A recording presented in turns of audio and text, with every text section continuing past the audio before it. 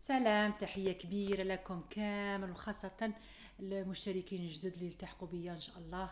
نقول لهم تستفادوا من الفيديوهات اللي نقدمها. كما راكم تشوفوا راني اقترح عليكم كيكة ولا موسكوتشو اللي كامل يحوسوا عليها، تكون ناجحة خفيفة عالية واقتصادية كما راكم تشوفوا وبدون خلاط كهربائي. هذه هي الحاجة اللي راكم تشوفوا في النتيجة هي امامكم، وريتها لكم باش تتبعوا الفيديو من الاول حتى الاخير وتكتشفوا الوصفة والطريقة باذن الله.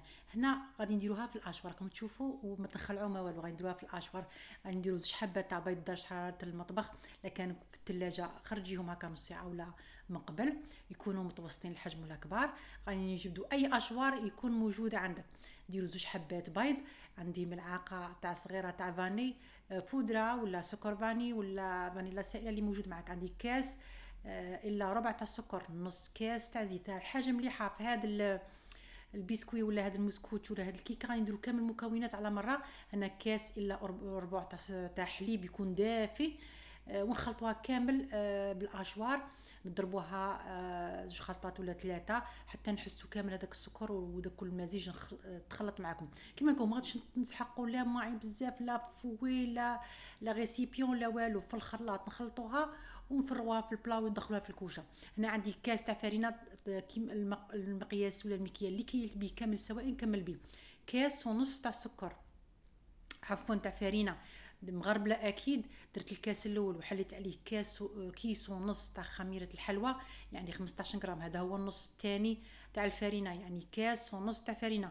ونعاودوا نضربوها بالاشوار ضربه ولا زوج ضربات. كما قلت لكم انا النتيجه هذه ابهرتني بزاف بزاف. كحدا اللي ندير موسكوتشو ما خرجليش موسكوتشو كيما هذا، خفيف وعالي وما شاء الله عليه.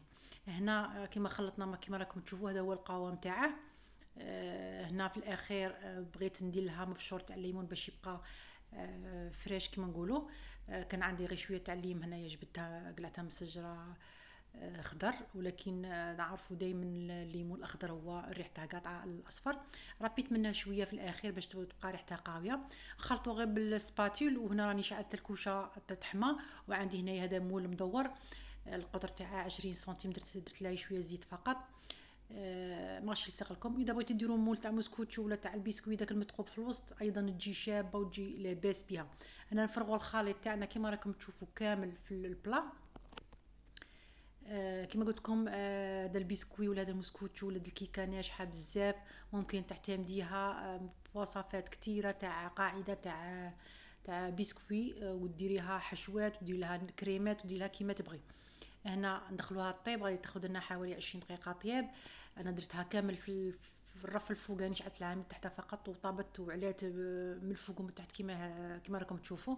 نسيو في الوسط بكوردون، اذا خرج لنا ناشف في زوج مناطق خاصه في الوسط نخرجوا الكيكه تاعنا ونقلبوها بهذا الشكل، ما لا تلصق لا والو، ونخلوها تبرد حتى نوجدوا الكلاصاج. هنا كلاصاج عادي كامل، الكلاصاج اللي تعرفوا تاع الطليه، ولا اذا بغيتوا ديروا غير بالعصير ليمون ايضا يجي شباب. سكر كلاصي تغربلوه وتحلوه بشويه حليب ولا ما زهر ولا سكر عصير الليمون باش يجيكم شباب. اذا بغيتوا تغيروا تزيين اخر معجون ولا مكسرات ولا نواه كوكو ولا كوكا ولا كيما تبغوا. انا كان عندي شويه في الشوكولا فيرميسل ملونه درتها، ما نكلف روحي ما والو. هاد الكيكه غير تاع الدار، كيما يكون الحمان ويكون الصيف نبغوا نسلكوا على روحنا والحاجه الموجوده في المنزل ولا في المطبخ نديروها وجات لاباس بها. رائعه بزاف خفيفه وبنينه، وتقطع كيما نقولوا غير بجوج حبات بيض جاتني كيكه عاليه. هنا غادي نقسمها معكم حوالي 12 قطعه اذا بغيتوهم متوسطين. اذا بغيتوهم كبار يعمروا العين تنجموا تقطعوهم 8 قطع كبار. غادي نوريكم الهشاشه تاعها، وغادي يجي خفيف من الداخل، وغادي يجي هكا فيه واحد النقط خضراء تاع لو زيست تاع الليم اللي درتها في الاخر داك الخضر. غادي يجي شابه بزاف. ان شاء الله تجربوها وتردوا لي خبر. كما قلت لكم غادي تشد لا وقت لا والو، في اخر لحظه ديروها طيبوها وتزينوها تاكلوها بصحتكم نتوما واولادكم ولا عائلتكم، ولا تخرجوها معاكم في كاش رحله ولا البحر ولا كيما تبغوا، ولا ضياف تاني تاع غفله جايين في اخر لحظه تاني كيما ممكن توجدوها لكم. نشوف نوريكم قطعه نحلها لكم، راهي هشيشه ما راهي لا مكبده لا والو، راهي طايبه من الداخل لاباس بها. ان شاء الله اذا جربتوا هذه الكيكه وعجبتكم ونجحت معكم اكيد غترجعوا للفيديو وتخلوا لي جيم وتعليق. واكيد ما تنسوش الابوني، اذا مازال ما درتوش ابوني ديروا، راكم غادي تراطوا بزاف، عندي وصفات كثيره وتنفعكم ان شاء الله وتستفادوا منها كيما هذه الوصفه السهله والاقتصاديه. نقول لكم جربوها ما تندموش عليها. بقاو على خير، الى اللقاء في فيديو قادم، والسلام.